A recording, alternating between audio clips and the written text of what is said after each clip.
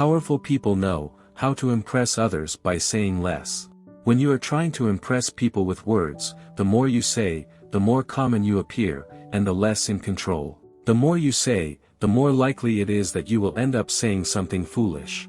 As people are constantly trying to work out what others appear to be thinking, silence makes them feel uncomfortable. By controlling what you reveal, you can wield great power. After all, they are likely to fill in the silences you leave, revealing more information about their own intentions and weaknesses. Humans are machines of explanation and interpretation.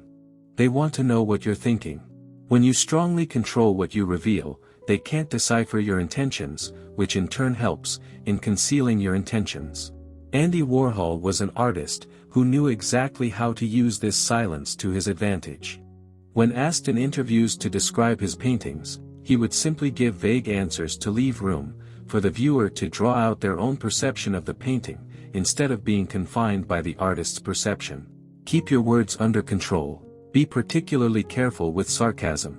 The momentary satisfaction you get by speaking out of your emotions will be outweighed by the price you pay. King Louis XIV was a man of very few words.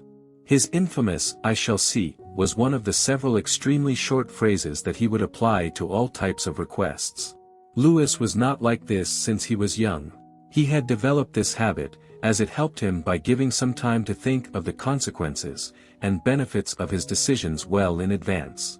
The people requesting a favor would try to deceive him, but they wouldn't be able to succeed, as the king would have already cultivated an air of unpredictability around him. People would expect him to reply, but Louis would remain as silent as he could, to not give out any hints of approval. This would lead to people disclosing more about themselves, and why they wanted their request to be accepted. This gave the king more time and more aspects to judge, before taking the decision. Saying less than necessary is not for kings or politicians only. In most areas of life, the less you say the more profound and mysterious you appear. Even if you are saying something lacking in originality, it will seem original if you make it vague, open-ended, and sphinx-like. When you engrave the habit of speaking less in your character, you start to experience some changes in people around you. People will become more readable when they talk to you. Keeping information in the heart is heavy for humans. Thus, sometimes unknowingly people give out a lot of information about themselves.